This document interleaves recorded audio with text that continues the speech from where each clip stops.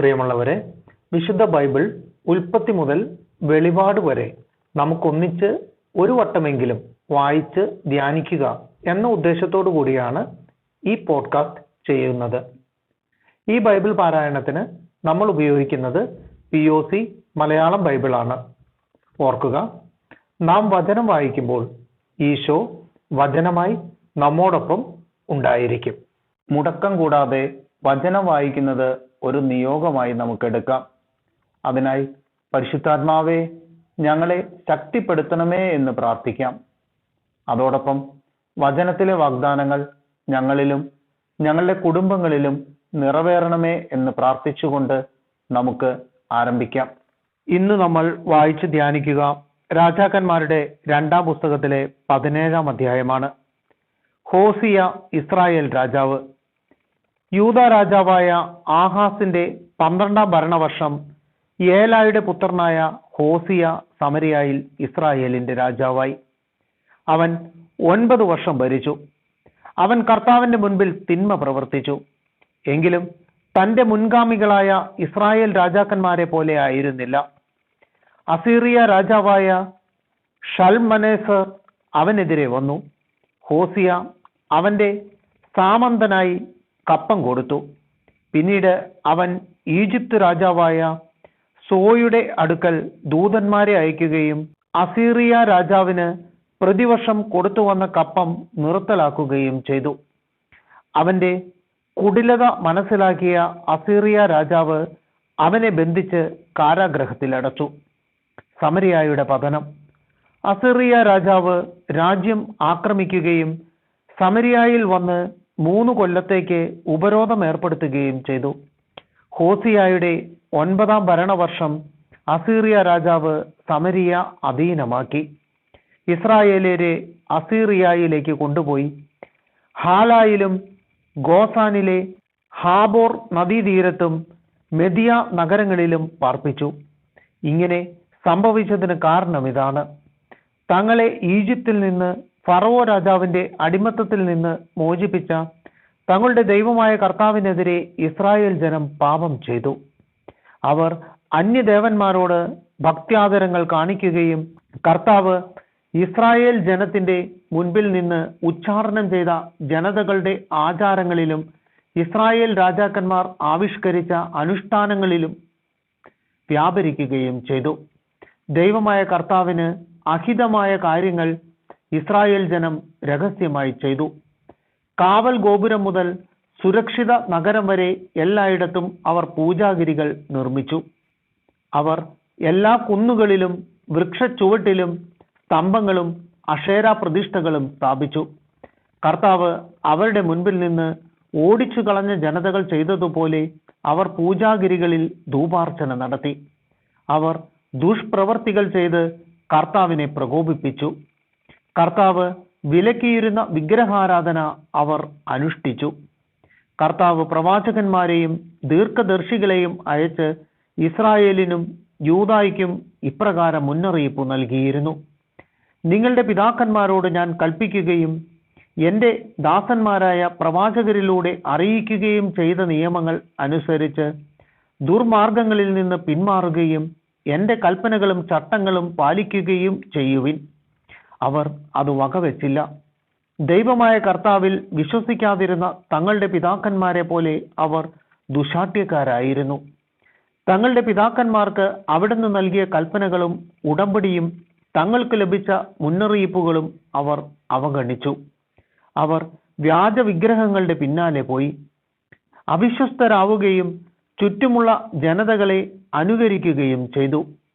ഈ ജനതകളെ പോലെ പ്രവർത്തിക്കരുതെന്ന് കർത്താവ് കൽപ്പിച്ചിരുന്നു.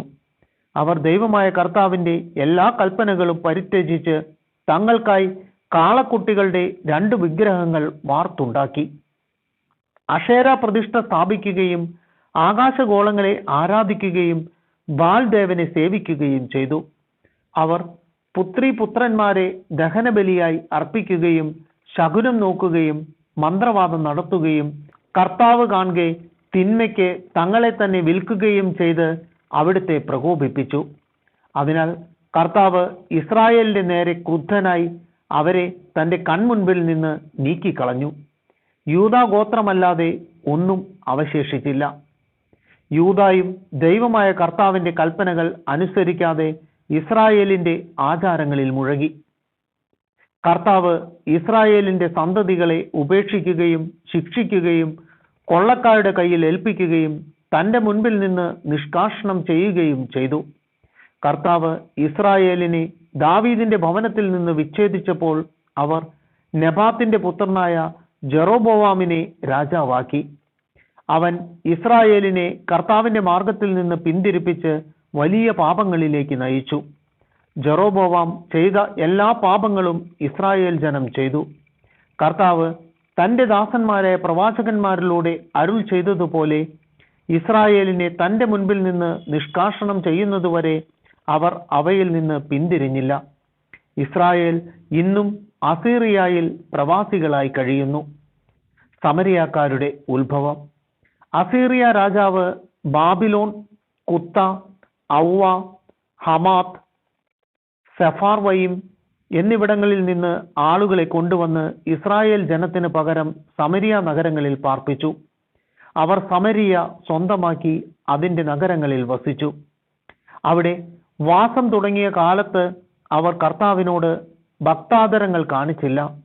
അതിനാൽ അവിടുന്ന് അവരുടെ ഇടയിലേക്ക് സിംഹങ്ങളെ അയച്ചു. അവ അവരിൽ കുറെ പേരെ കൊന്നു. സമരിയ നഗരങ്ങളിൽ കൊണ്ടുവന്ന് പാർപ്പിച്ച ജനതകൾക്ക് നാട്ടിലെ ദൈവത്തിന്റെ നിയമം അറിവില്ലാത്തതിനാൽ അവിടുന്ന് അവരുടെ ഇടയിലേക്ക് സിംഹങ്ങളെ അയക്കുകയും അവ അവരെ കൊല്ലുകയും ചെയ്യുന്നുവെന്ന് അസീറിയ രാജാവ് അറിഞ്ഞു. അവൻ കൽപ്പിച്ചു, അവിടെ നിന്ന് കൊണ്ടുവന്ന ഒരു പുരോഹിതനെ അങ്ങോട്ട് അയക്കുക. അവൻ അവിടെ താമസിച്ച് ദേശത്തെ ദൈവത്തിന്റെ നിയമം അവരെ പഠിപ്പിക്കട്ടെ. സമരിയായിൽ നിന്ന് കൊണ്ടുവന്ന പുരോഹിതന്മാരിൽ ഒരുവൻ ബഥേലിൽ ചെന്ന് താമസിച്ച് കർത്താവിനോട് ഭക്താദരങ്ങൾ കാണിക്കേണ്ടതെങ്ങനെയെന്ന് അവരെ പഠിപ്പിച്ചു. ഓരോ ജനതയും തങ്ങൾ താമസിച്ചിരുന്ന നഗരങ്ങളിലെല്ലാം തങ്ങളുടെ ദേവന്മാരെ ഉണ്ടാക്കി സമരിയാക്കാർ നിർമ്മിച്ച പൂജാഗിരികളിൽ പ്രതിഷ്ഠിച്ചു. ബാബിലോൺകാർ സുക്കോത്ത് ബനോത്തിനെയും, കുദ്ദേശക്കാർ നെർഗാലിനെയും, ഹമാത്യർ അഷിമയെയും, ഔവാക്കാർ നിബ്ബാസ്, താർത്താക്ക് എന്നിവയെയും ഉണ്ടാക്കി. സെഫാർവയിംകാർ തങ്ങളുടെ ദേവന്മാരായ അദ്രാമെലേക്കിനും അനാമെലേക്കിനും സ്വന്തം മക്കളെ ആഹുതി ചെയ്തു. അവർ കർത്താവിനോട് ഭക്തി കാണിച്ചു. തങ്ങളിൽ നിന്ന് എല്ലാ തരത്തിലും പെട്ടവരെ പൂജാഗിരികളിൽ പുരോഹിതന്മാരായി നിയമിച്ചു. അവർ പൂജാഗിരികളിൽ ബലിയർപ്പിച്ചു. അങ്ങനെ അവർ കർത്താവിനെ ആദരിച്ചു. എങ്കിലും തങ്ങൾ വിട്ടുപോന്ന ദേശങ്ങളിലെ ജനതകളുടെ ആചാരമനുസരിച്ച് സ്വന്തം ദേവന്മാരെയും സേവിച്ചു. ഇന്നും അവർ അങ്ങനെ തുടരുന്നു. അവർ കർത്താവിനെ ഭയപ്പെടുന്നില്ല. ഇസ്രായേൽ എന്ന് അവിടുന്ന് വിളിച്ച യാക്കോബിന്റെ സന്തതികൾക്ക് അവിടുന്ന് നൽകിയ കൽപ്പനയോ നിയമമോ പ്രമാണങ്ങളോ ചട്ടങ്ങളോ അനുസരിക്കുന്നുമില്ല. കർത്താവ് അവരുമായി ഉടമ്പടിയുണ്ടാക്കി ഇപ്രകാരം കൽപ്പിച്ചു: നിങ്ങൾ അന്യദേവന്മാരെ ആദരിക്കുകയോ അവരെ നമിക്കുകയോ സേവിക്കുകയോ അവയ്ക്ക് ബലിയർപ്പിക്കുകയോ ചെയ്യരുത്.